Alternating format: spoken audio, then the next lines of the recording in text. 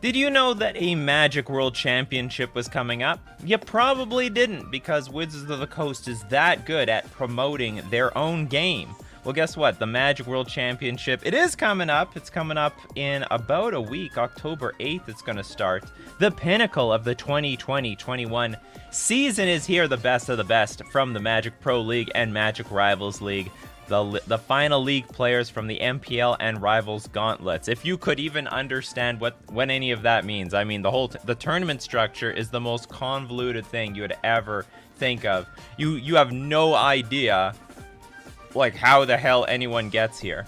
The top finishing rising stars of the Challenger Gauntlet. Well, no matter how they got here, we got some massive players. We got Paulo Vito Rosa.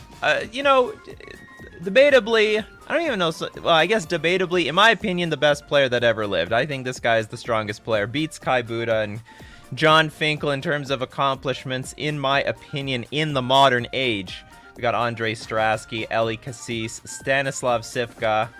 You still play Magic the Gathering? This guy's like a Hearthstone pro.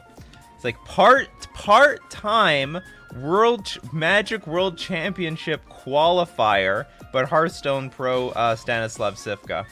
Seth Manfield, Gabriel Nassif, Matt Sperling, Yuta Takahashi, Sam Pardee, Nori Yuki Mori, Arnie, oh god, I'm sorry, Huschenbeth.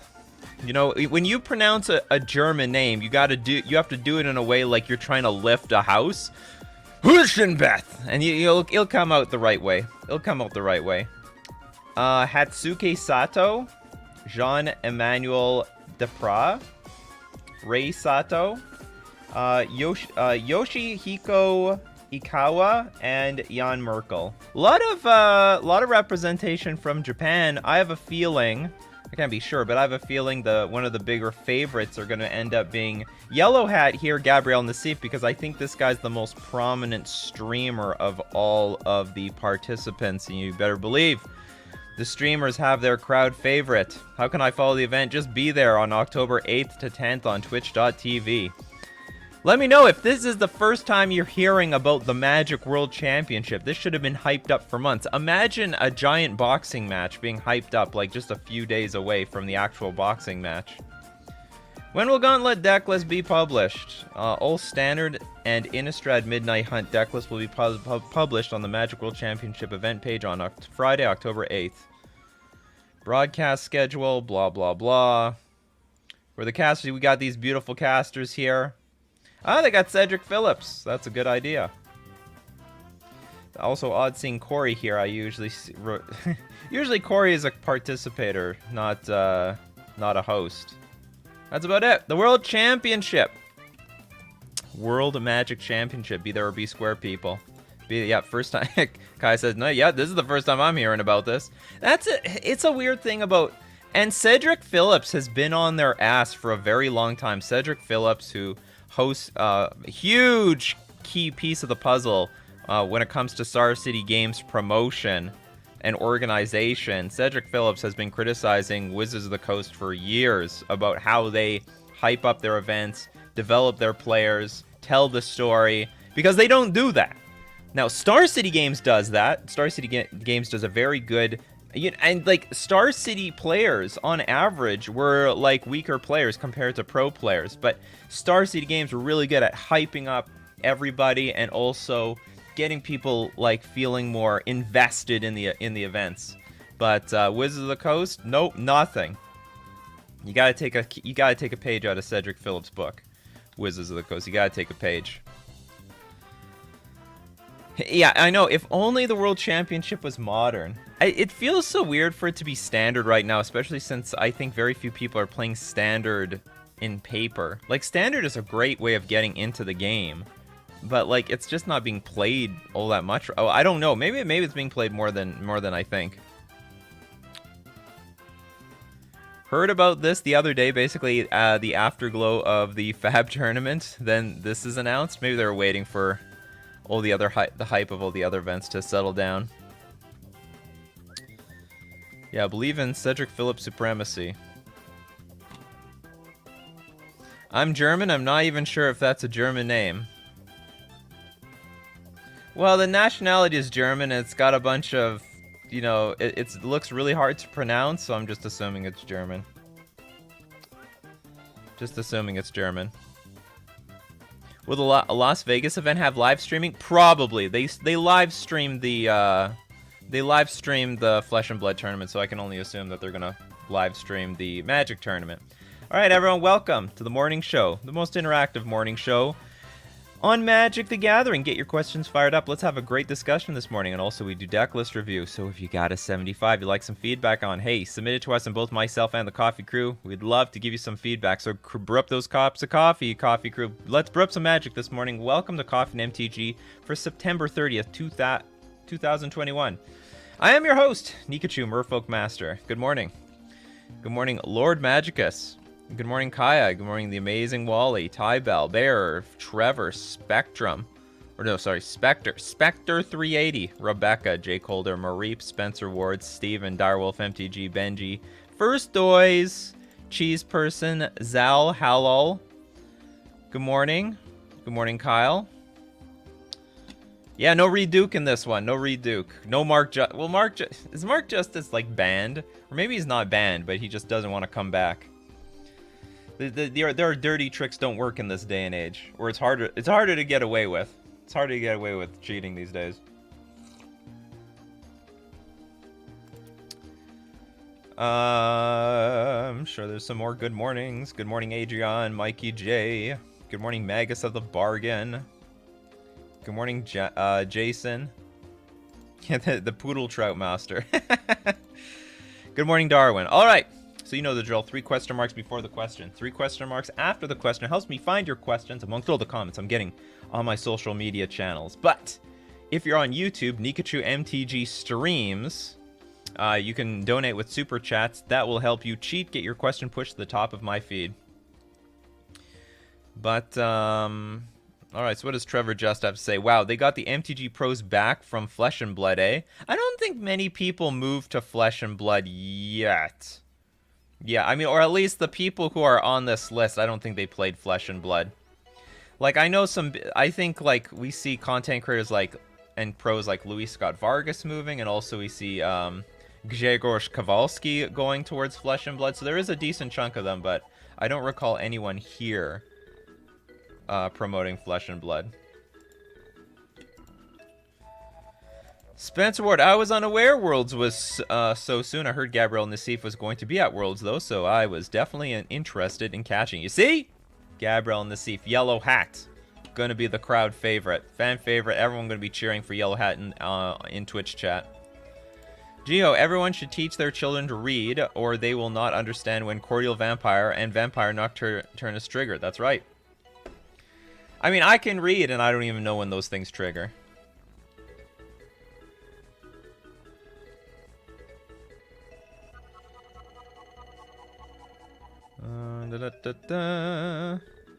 Mareep, I miss hearing Cedric Phillips from the SCG scene teaching me about older formats like Modern and Legacy while I was learning how to play my EDH Elf Ball better. There you go. I know, I miss Cedric Phillips and Patrick Sullivan's voice side by side in the booth. We need SCG reruns. The Star City games you went to were a blast. I went to one.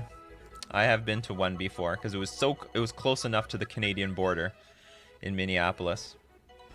Hacksaw Jim Thuggin. Is it normal for Worlds to be at the beginning of a brand new standard? It feels kind of weird. It's not last format. It's not last format, doesn't it? No, no, I don't think so. Well, there is a tug and pull on this sort of thing. For the most part, players like watching the pros come up with their own decks. So when the format is really fresh and really new, people really enjoy seeing what pros come up with on a very crunched amount of time.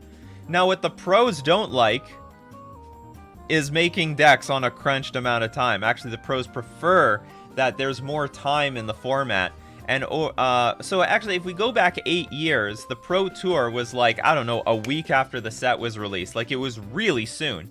And so maybe it was 2 weeks after a set was released, but it was really, really soon. And then afterwards, like, the pros complained enough that they pushed it to the point where, like, I don't know, the Pro Tour was like a month after a set was released. But the problem is, like, everyone knows what the net decks are at that point, and the pros like that. They like, okay, we all know what is the good deck, and now we can out-strategize each other.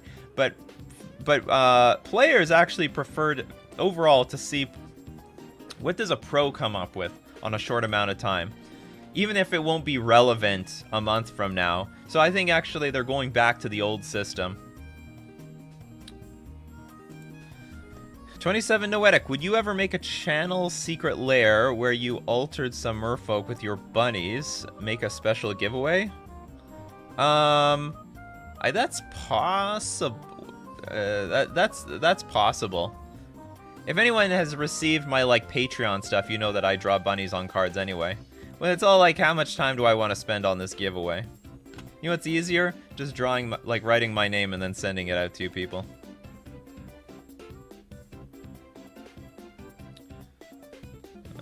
Where are your questions? Spectre! Is your brother a fan of Angelic Initiative? He said something on the zombie bombardment video that indicates so. Also, my username when I was 13 hurts every day. When I was hurts Spectre 380. I don't get it. But anyway, I don't know if my brother even knows what Angelic Initiative is. Does Reduke still play on the Pro Tour? Well, there's technically not a Pro Tour. I don't even know what the pro status of all the players are. I mean, we know they're abolishing pro status, right? So, I think we have to wait until we see who's on the what. I mean, I would assume this is the closest we got to a Pro Tour, and he didn't qualify for this one. Well, it's not really a Pro Tour. It's a World Championship, people. It's the World Championship. Hold on, let me adjust my light. It's a little too bright, and once I see the light on my neck, I know this is like, the light is too far. Good afternoon, Tragic. Jav, your Wizards of the Coast should just hire Cedric Phillips and Patrick Sullivan. They are like my favorite pair of commentators ever. But they won't do it. For some reason, they won't do it. I don't know why. They would take the job, too. They won't do it. They're stubborn. Bring back Mark Justice as an announcer. The dude could yak it up. I think a good announcer, if we're going to take people who have dubious histories, might be Mike Long. Mike Long, I think, would be a very good announcer.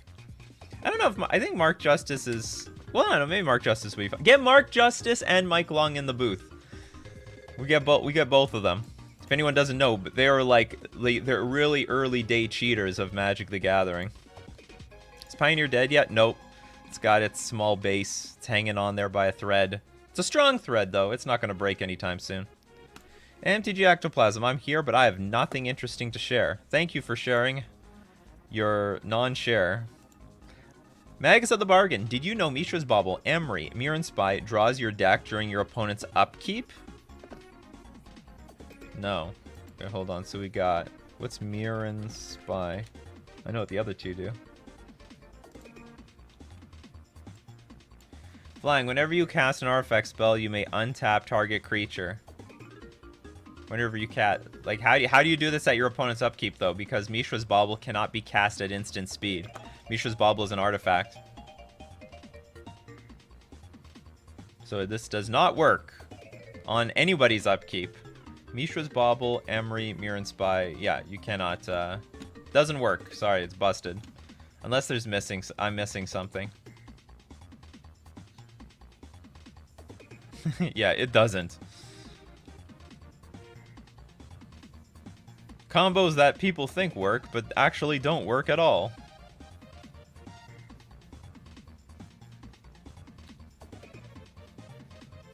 Where's Mengucci? Didn't make it this time. Mengucci actually really strong pro on the Pro Tour. He's like one of the pros of the pros.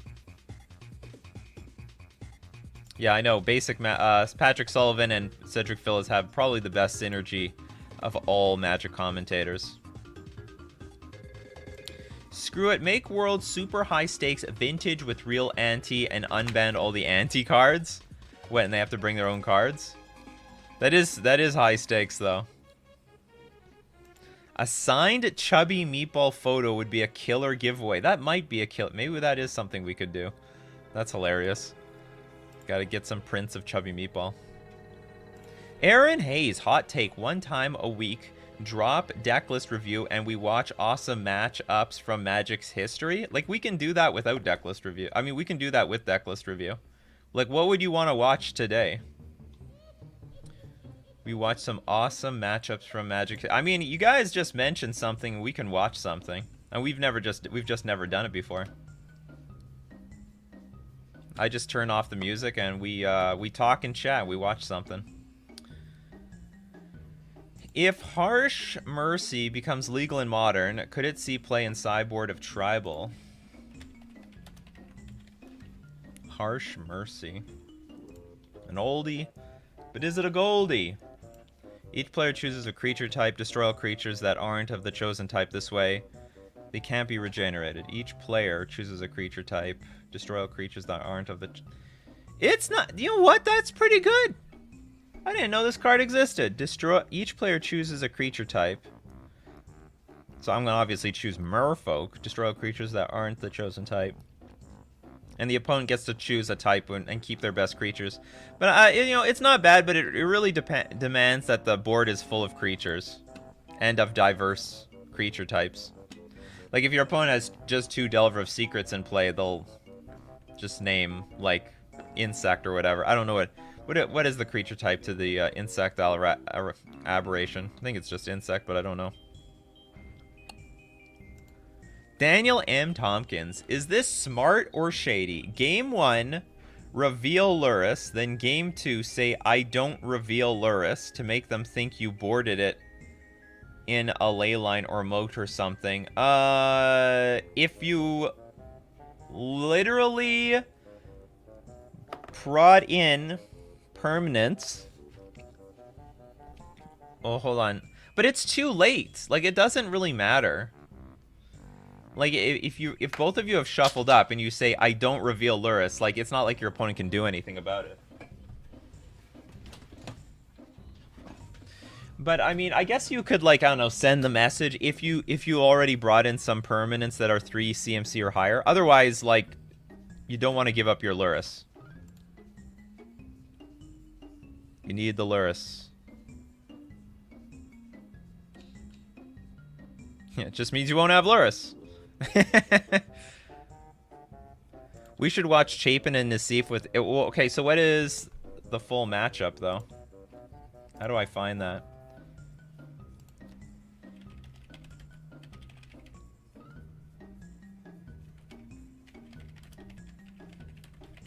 Let's see if we can find the full match. I can see clips, but I don't know if I can find the match.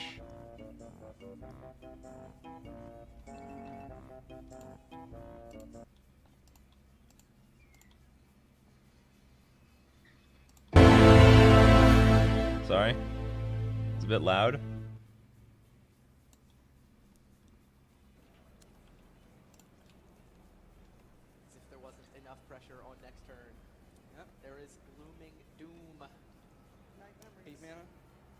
That's the end of game 4. I thought we want to see the whole thing, though. I don't actually even know what the hell's going on. You know, I was thinking about making a video about this, but the problem is, like, how do I set this up so everyone understands what's happening? All we know is that there's going to be a top deck needs to happen.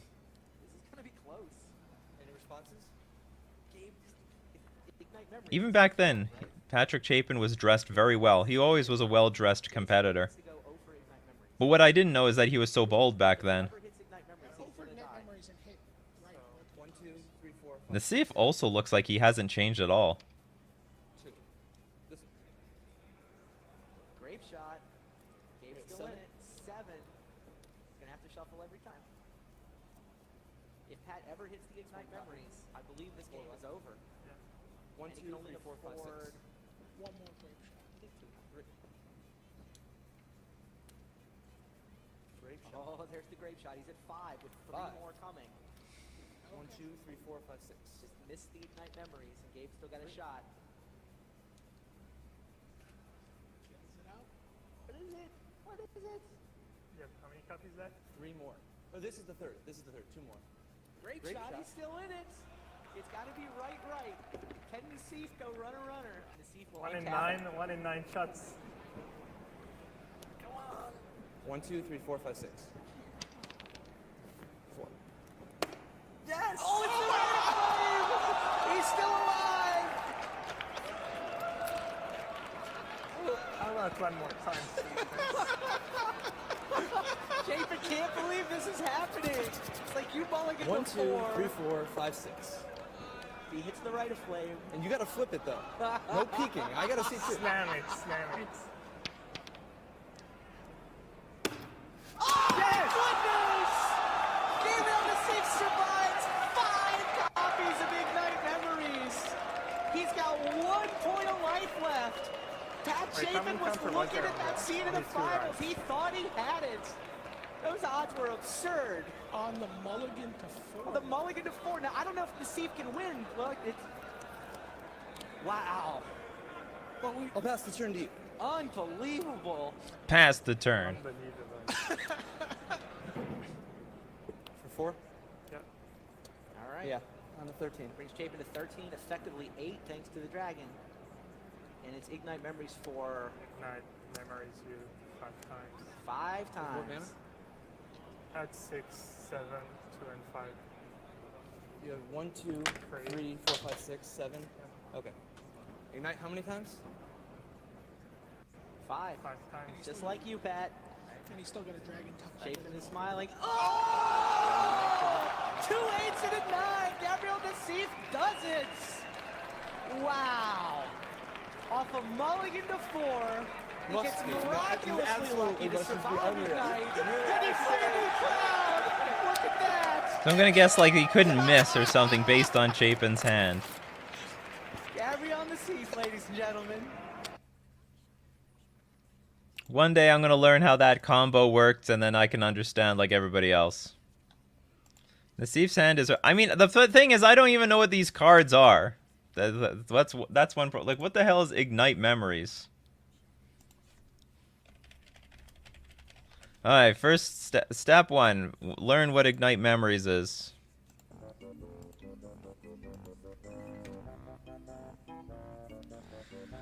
Target player reveals a card at random from his or her hand. Ignite Memories deals damage to that player equal to that card's converted mana cost and storm. Alright, so what they ended up... I'm guessing what ended up happening is...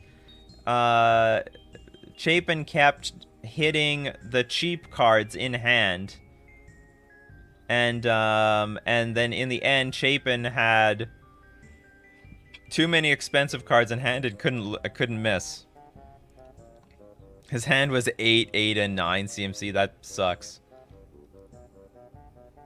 That is a good clip, then. If someone asks, how do you play Magic, I'm going to show them this video. I wonder, what other games of Magic required a lot of die rolls or a lot of chance that I could bundle that clip with? Because, like, the video is, like, so blurry. Hey, look, I show up in here. You know, this video has, like, such poor... you know, you can't recognize a single thing inside this video. Everything's fuzzy. No peeking. I gotta see too. His yellow hat holds all the power that prevents him from dying. Throw it in the mountain. Throw it in the mountain, Patrick Chapin. Throw it down, Mount Doom. All right, let's look at some other questions earlier. But yeah, I have no problem looking at videos. What do we got here?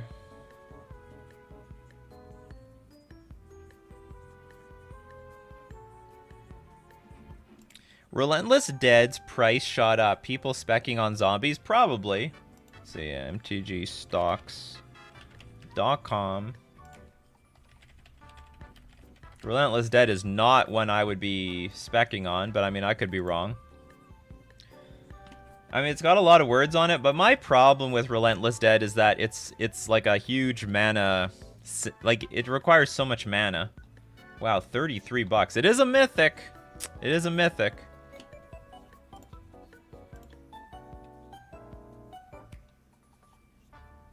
Casper Soul, Nikachu, you played my Altar of Emery Brood deck, but you took out part of the combo. I was screaming like a little schoolgirl when I see that video. Definitely keep playing deck submissions.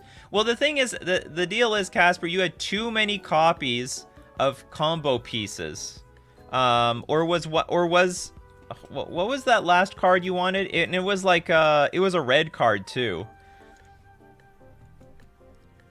I couldn't remember. What is the card that I removed? Nettle something. Nettle Drone. Devoid. Nettle Drone deals 1 damage to each opponent. Whenever you cast a colorless spell, untap Nettle Drone. So the deal is that, like, we don't... Like, Altar of the Brood is enough. Altar of the Brood and Psy Master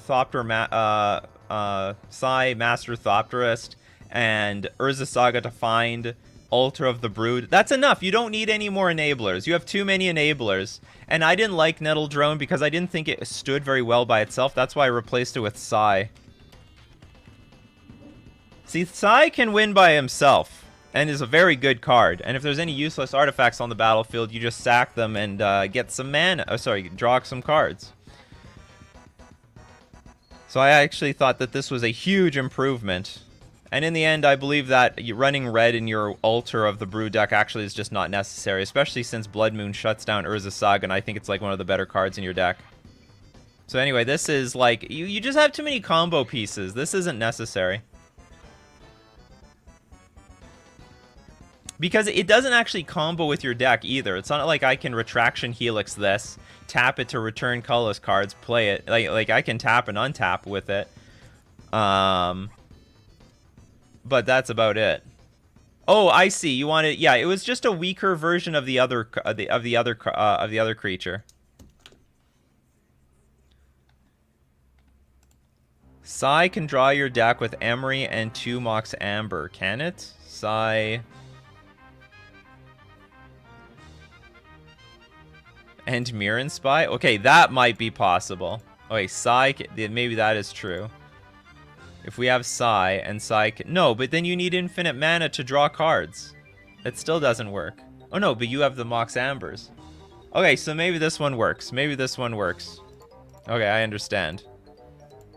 You play Mox Amber. Untap Emery. No, it still doesn't work because you can't get the two... You cannot get both of them in... Oh no, but you can... You're going to get a Thopter. So you float the mana, you get a Thopter, you play another Mox Amber, sack it. Yeah, you could draw your deck. You can draw your deck. That just fucking warps my mind. You can Retraction Helix the Nettle Drone, and if you have 2 drones on the battlefield. Yeah, but you need 2 you need 2 drones on the battlefield though. See, that's the point. This guy doesn't really win by himself. He is just like the win condition, but Altar of the Brood is a better one. Because it's not vulnerable to removal spells, and you can fetch it with Urza Saga. So that's the point. Like this isn't necessary. This is you just have like too many win conditions in the deck. And it needed to be more realistic. I don't like a 1 toughness win condition. And it's red. It demands red. And we're cool with Lightning Greaves for the win. Yeah, that's a combo. What kind of effect do we need to make Harmonic Prodigy modern playable? Like, it's barely modern playable right now, but I don't think this is a card that can be modern playable. Like, I thought this card was going to be good, but it demands that you have a lot of creatures on the battlefield, and that's just unrealistic. If an ability of a shaman or another wizard you control triggers, that ability triggers an additional time. Well, hold on, no, maybe I'm thinking of the wrong card. Prowess. If an ability of a shaman or wizard you control triggers. Okay, this is actually a lot better than I thought. If an ability of a shaman or another wizard you control triggers, that ability triggers an additional time. This is like a better Naban, right? Almost. I'm wondering if I could play this in Merfolk. Because I liked Naban a lot. Naban was great. But it was very vulnerable. It was blue, which was convenient. I never thought about playing this in Merfolk. It's not a very good card by itself, but I mean, like, I think the triggers from Merfolk scale a lot better. When there's a Naban-like effect on the battlefield.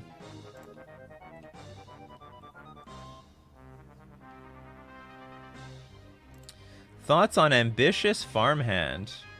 I'm in love.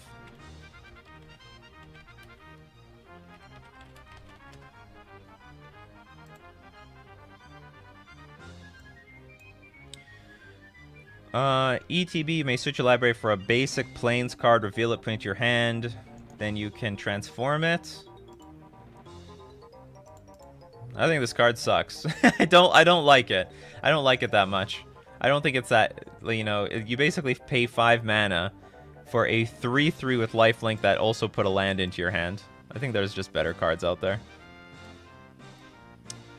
It's just too fair. Too fair for Modern. It's a good value in, like, I don't know, in EDH.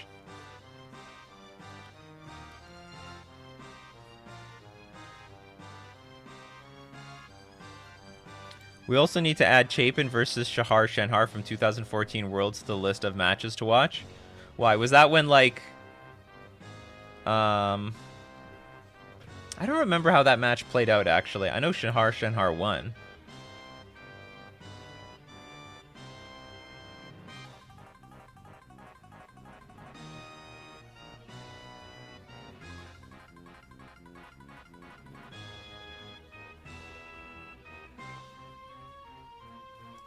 Javier says, just want to say that if anyone doesn't know yet, there is a YouTube channel called Ristic Studies, and it's awesome. I think it is the greatest MTG essays channel. Every video is carefully made.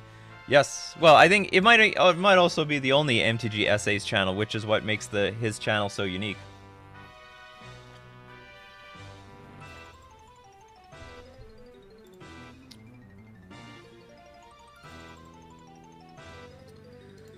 I can't. Petri, I came here for the Monopoly / Landlords games discussion. Well, you had to be here yesterday, or probably you soaked up what there was to know. I was thinking there was some extra tips and tricks that I was thinking about. Hold on, let's go to Monopoly, because I mentioned basically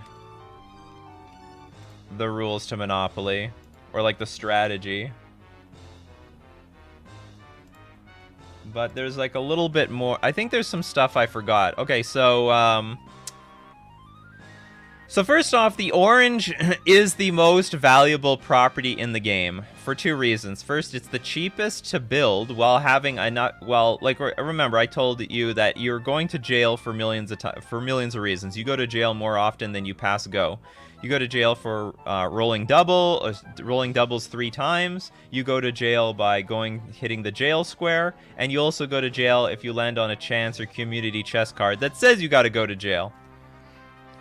So you're always going to jail, and the most likely spot that you're going to land on after you escape is going to be either on these orange spaces. Like your odds of rolling 6 and 8 are going to be way higher than rolling 3 and 4, and so on. So your odds of landing on one of these squares landing on one of these properties really, really high. So therefore, and also, it's the cheapest to buy houses for, while getting like a pretty decent return to like bankrupt your opponents. Big bankruptcy that can happen over here.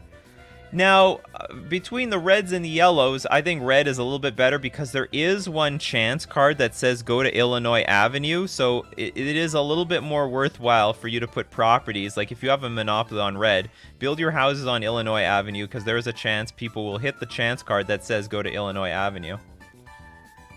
Asking the real questions, how would you rebalance Monopoly? I don't think Monopoly is too unbalanced. It's not too bad. I mean, it's a good question. How do we rebalance Monopoly? I don't think it's too bad. I mean, I guess you could redistribute where the good properties and bad properties are amongst the entire board, so you could have some really expensive stuff up front.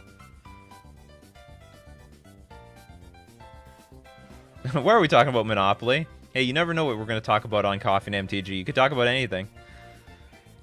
But the Monopoly meta is go after the hot colors, and then if you don't have them, then you just try to make do with whatever you got, with whatever money you have. And I can't remember. I think before you go bankrupt, you're allowed to like mortgage. Oh, here's the thing. I think before you go bankrupt, this is a rule I think everyone needs to know. I don't think anyone gets the you have to get taxed or something. Like I don't remember the rules so super well. It's sometimes you can bankrupt someone and they have so many properties you have to pay tax on it that it bankrupts you. MTG and Monopoly are merged in Wizard of the Coast quarterly reports. That's right. So that we don't know the true number of how well Magic the Gathering is doing. All players start out with 4,300 debt for educational expenses, except for one player who starts out with 10x the money of the other players and gets to go first. Yeah, everyone rolls to go first, and whoever goes first gets that extra money.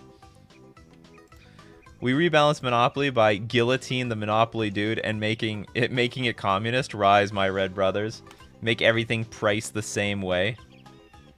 Everything's worth the same amount. Yeah, we could talk about anything. We might even talk about Magic. What else? What else did I want to say about this game? Remember, you gotta buy anything and everything that you can possibly get your hands on. I don't remember anything else. Okay, whatever. Use my wisdom, my Monopoly wisdom, to win games of Monopoly.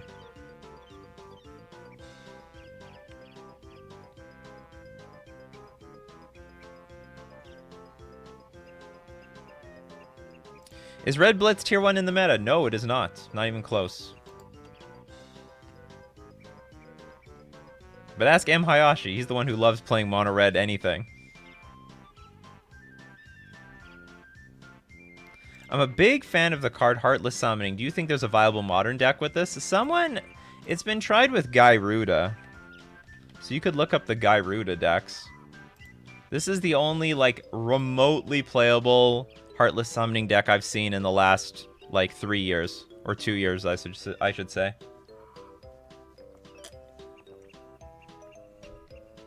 The deck's honestly not very good, but it was the best shot.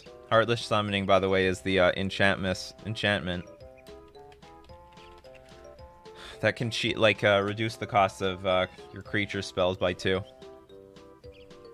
But then creatures you control get -1/-1. But anyway, look up Gyruda decks with Heartless Summoning. Maybe it will inspire you somewhere, and maybe you can make some improvements. They are using the Shaman thing in Historic to poop like 15 creatures by turn 3. That's insane. If you have 2 Harmonic Prodigy in play, do you get infinite triggers, or you just get 2 more? No, they don't. Yeah, you just get 2 more.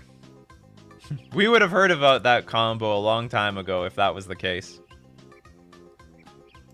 When you don't know where a card is playable, seems good for EDH, that's right. EDH can play anything. Anything is playable in EDH. It's good in EDH. Yeah, Spice A-Rack also in an MTG SA channel. I know, how is there not a Magic Monopoly set yet? Get on that. There's got to be some good reason why they don't do that. There's got to be a really good because Monopoly has had a crossover with everything. Like, literally everything. Like Star Wars, all sorts of intellectual properties they don't own. And then the intellectual properties they do own, they don't have it. It doesn't exist.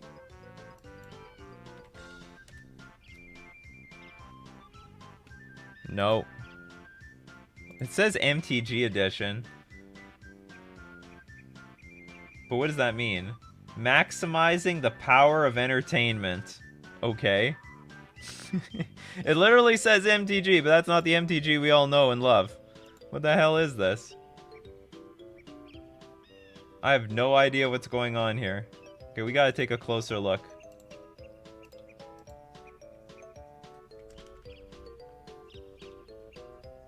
There's some guy here. What MTG are they even talking about?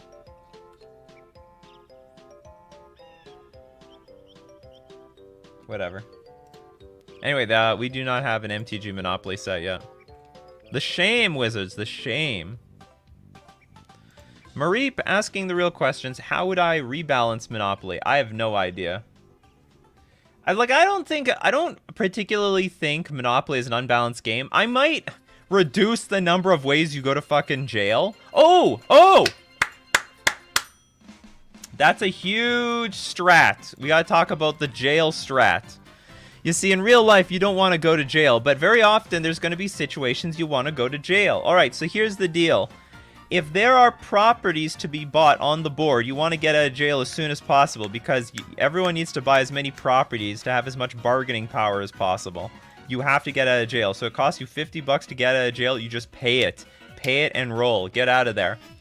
Because the longer you stay in jail, the more time everyone else is going to be buying up the properties everywhere. But, let's say all the properties are already bought.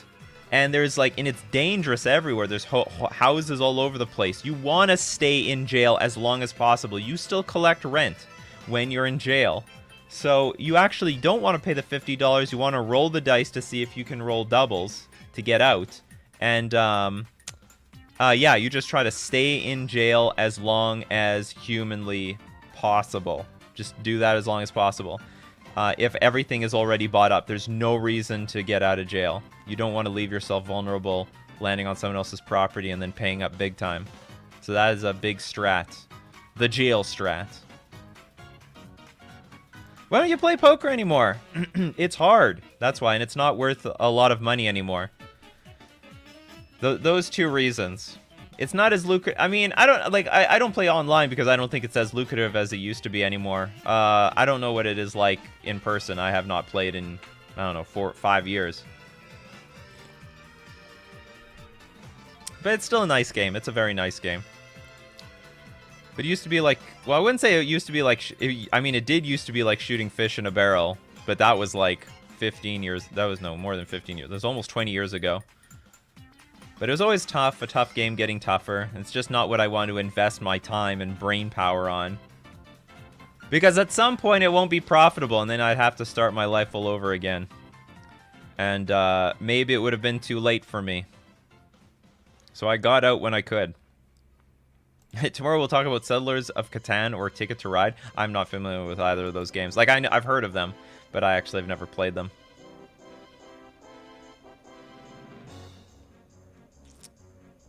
Aztec Guy says those properties are affordable, easy to trade for, and easy to build on. The other player have an absolute gauntlet of death to run every trip around the board. Yes. Thought on Meat Hook Massacre. So far, I love its versatility. Clean OP little dudes, and ping my opponent when he kills my little dudes.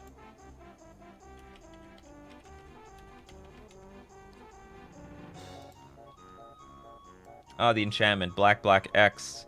ETB, each creature gets -X/-X. Whenever a creature you control dies, each opponent loses 1 life. Whenever a creature an opponent control dies, you gain 1 life. You know, it's not bad. It's not that bad, actually. I like it. It's like a sweeper, but it's got some permanent effect to it. So you get some value up front, but you also get some permanent value because it's a legendary enchantment. That's a very unique design, putting X on top of an enchantment like this. I think it's not bad. Still doesn't look modern playable. I mean, I could be wrong. Maybe the right deck, especially a control deck, could use that. It's not bad. Burning Tree Emissary. Oh my god! Burning Tree Emissary doubling the triggers. Add 4 mana. All of a sudden we got Shaman Storm. First Doys. Is there any way to play Tortured Existence in Legacy? I like the popper list that Toolbox answers and have Dredge. What? Tortured Existence?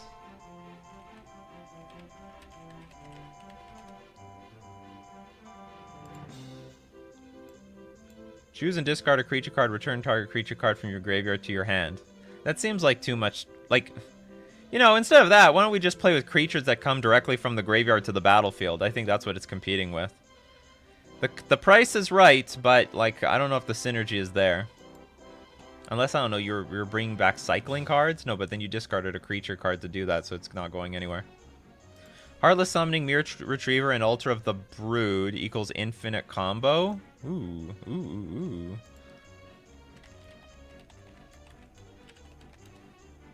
Is it? Heartless Summoning. Mirror Retriever. When it dies, return another target artifact from your graveyard to your hand. It doesn't work at all. Has to be another target artifact. So you need 2 Mirror Retrievers in your graveyard to make this work.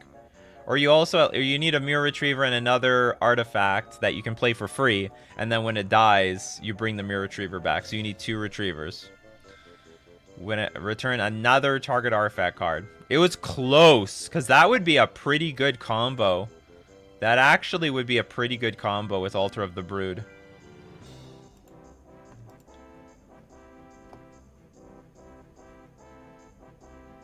Uh-oh. Oh, fuck. We didn't even mention the sponsors today. FusionGamingOnline.com. Deal of the week this week's 20% off on old board games. Oh, yeah, that's how we end up talking about Monopoly. Because I talked about how much I like Monopoly as a board game. A lot of people disagree. That's totally fine. I don't play many board games, so when I say I like Monopoly, I'm just going to say it.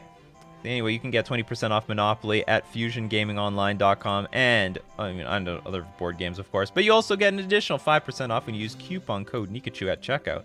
We're also going to thank Mana Traders, the premier place to rent Magic cards online. You can't rent Monopoly, but you can rent Magic cards for any deck, any format, anytime. You can support the channel using my Mana Traders link in the description below, or save 15% off your first 2 months using coupon code Nikachu. This coupon code is supposed to expire soon, so if there's any problems with the coupon code, if anyone joins Mana Traders within, like, the next few days and use this coupon code and it doesn't work, let me know. Then I'm going to notify Mana Traders, fix this coupon code. They gave me another coupon code, but I want to keep it the Nikachu coupon code, or else. Or else. Where was Trevor on that? You're supposed to remind me of the sponsors, Trevor. You remind me like every single day, even when I don't need it, and then the day I need it, you're not there. What a fail. All right, it's time for Decklist review, because we don't have all day. So if you'd like your, oh, the face-to-face tours are back. Canadian MTG Rejoice. I will have to check that out. If they come to Winnipeg, you better believe I'm going to be there, especially if it's modern.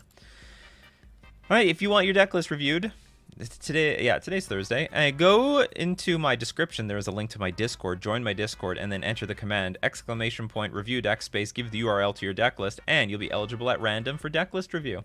And we got Cherry Waves with the super chat. Enjoying a loony and 2 toonies. Love the channel. Thank you very much, Cherry Waves. It's not going to be a little bit more than that. It's probably going to be like 3 toonies, because it's in American dollars. Oh, the American dollar. Please stay stronger than the Canadian dollar. Canadians hate it when the American dollar gets stronger. But not Nikachu, because I get paid mostly in American dollars. Yeah, when the world needs Trevor the most, he vanished. Where is he today? He's not. I swear I saw him earlier.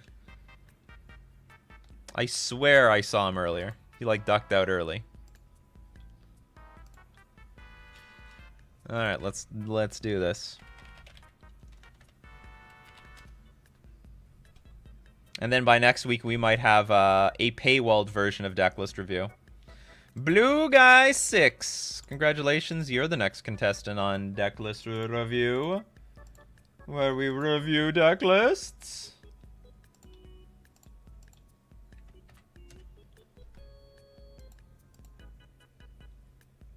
Ugh, I have so many tabs. Too many tabs. Not even a tab person. Bring to light Murktide. Those are words I have not heard together in ever. It's never existed. Alright, we got Valky, God of Lies, which, if you guys know, you can bring to light directly onto the battlefield. Murktide Regent. Delve Flying. Yeah, of course. Murktide, you know, put cards into the graveyard, play your Murktide Regent, and boom. So this is actually when I hear Bring to Light these days, I always think 5 color. But does that defeat the purpose of this? No, it doesn't. So you can still find Valky, God of Lies with Bring to Light, and yeah. And I'm sure you got some triomes. Oh, you got all the triomes. So you can just, yeah, you're cheating the 5 color thing anyway.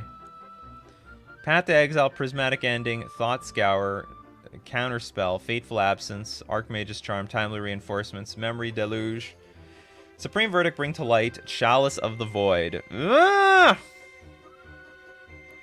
I don't believe this is going to be a good idea.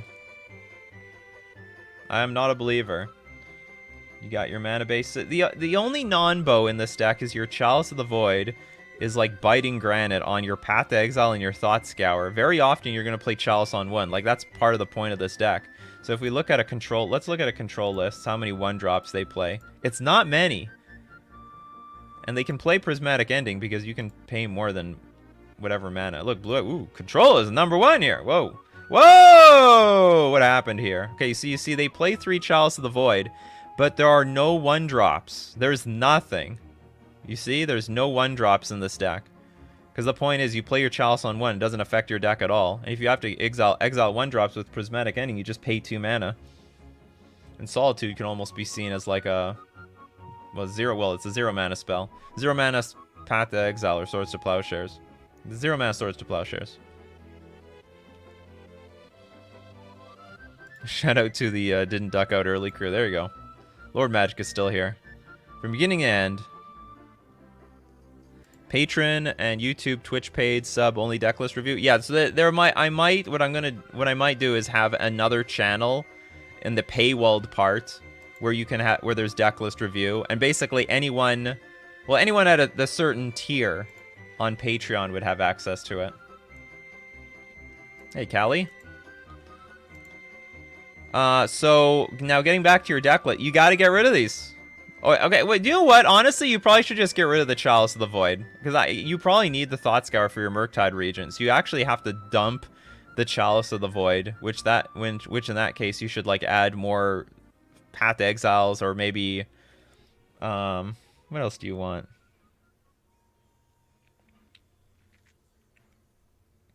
Yeah, you have to drop the Chalice. It's not going to work in this deck. You have too many 1-drops. Consider I think might be a good card in this deck. Putting cards in the graveyard and digging for what you want. So maybe you dump 3 Chalice, play 3 Consider. So it feels like sort of a sloppy way of dealing with things. Like you probably shouldn't. You probably should have more Path to Exiles, but whatever. You just change the Chalice to. You have 2 choices. You dump Chalice, which is I honestly think you should keep the Chalice. But then if you dump Path to Exile and Thought Scour, you need better ways of filling your graveyard for Murktide Regent. You know what I mean? Engineer Explosives, Blossoming Calm. You gain Hexproof until your next turn. I think there are better cards than this. Flusterstorm, Damping Sphere, Guy's Blessing, Spreading Seas, Mystical Dispute, Creeping Corrosion, Supreme Verdict. Replace this with, like, I don't know, another spreading, like something else. I think the card is a little weak. You probably could use 1 Forest because you're cold to Blood Moon. You're really cold to Blood Moon. So your mana base, like forget Hall of the Storm Giants. You need to protect yourself from Blood Moon. You need at least 1 Plains.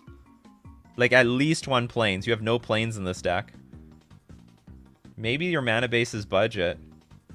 Because you're playing with stuff like Hinterland Harbor, which has no business in this deck. So you need at least 1 Plains, I would say at least 1 Forest for your Bring to Light. And, so because you need to play, well, you don't need to play around Blood Moon, but I think it's sort of dumb not to be playing around Blood Moon. Also, not to mention, you could get Field of Ruined out of the game. Other decks with Field of the Ruin could just eat up your white mana sources. You don't have any anymore. Because if all they have to do is like Field of Ruin your Ragaran Triome, and then you're not gonna. All you do is search out islands, and then they're like, oh, this guy doesn't have any colored mana sources of other colors. So, I mean, this actually Blossoming Calm should be probably Veil of Summer. I mean, technically you don't. Oh, this might be. Oh, is this anti-burn hate or something? Yeah, maybe replace with Leyline.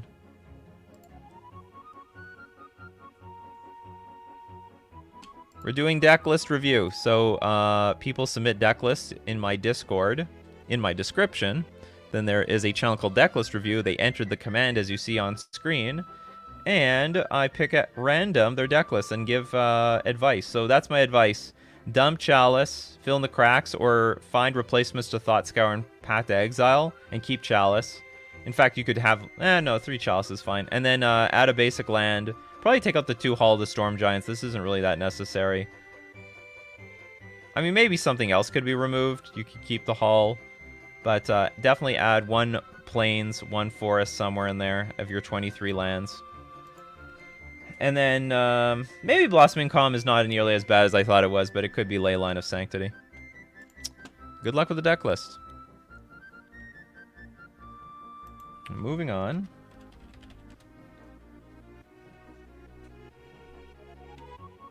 Fun challenge. Can you do impressions of all the characters on the cards? I mean, I could. Okay, Shambly, you're the next contestant on Decklist Review.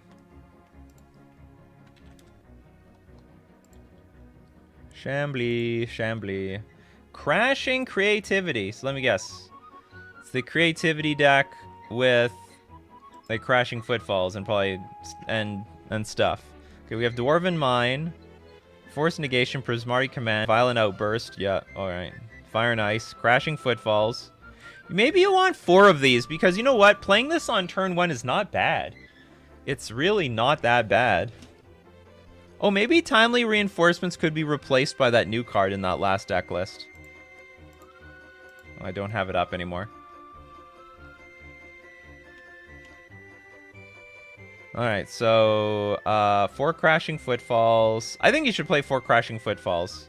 Just for the reason, like, it's like a decent card. You play it on turn 1, and then, hey, the time goes by, and you will be able to play this thing.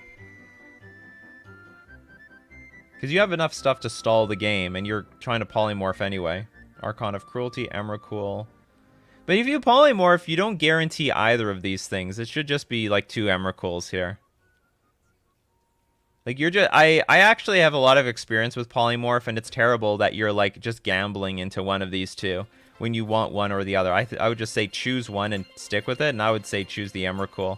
I mean, it's maybe Archon of Cruelty is better. I don't know. Because Emrakul doesn't have an ETB. You have to pass the turn after you play Polymorph. So maybe Archon of Cruelty is better, but pick one. Pick one and go with it. Teferi, Nahiri, Ardent Plea, Ashiok, Mystical Dispute, Wear and Tear, Leyline of the Void, Teferi, Hero of Dominaria, Consign, return target non-land permanent to its owner's hand. Target opponent discards 2 cards. It's okay.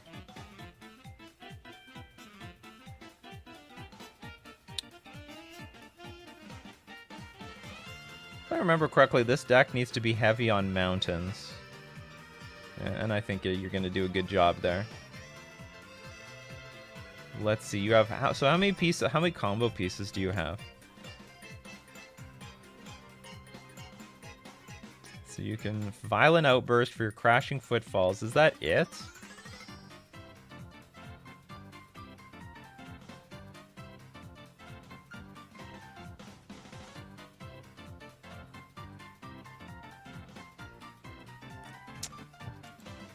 I don't know what else to give this deck. Oh, we have 1 Ardent Plea. So one thing I don't like is that you don't have many Cascade cards to find your Crashing Footfalls. Like, you're very half-assed for this combo. Like, you just have 5 cards, if I understand this correctly. I could impersonate... I'll impersonate anybody! That sounded more like Winnie the... Oh, who is that? I can't remember the cartoon character. I don't know if there's too many things going... there can be... I would say remove some removal. Like, even remove the Force Negation to, like, go a little bit more all-in on Ardent Plea so you can find Crashing Footfalls. Like, right now, like, I think your Cascade plan is just too weak.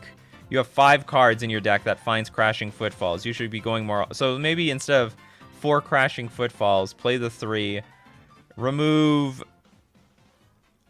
I think you should have Fire and Ice because you need to interact early on in the game to reach the late game. But then maybe remove Force of Negation because I don't think it's that necessary anyway. Like, it's okay. Well, it's good.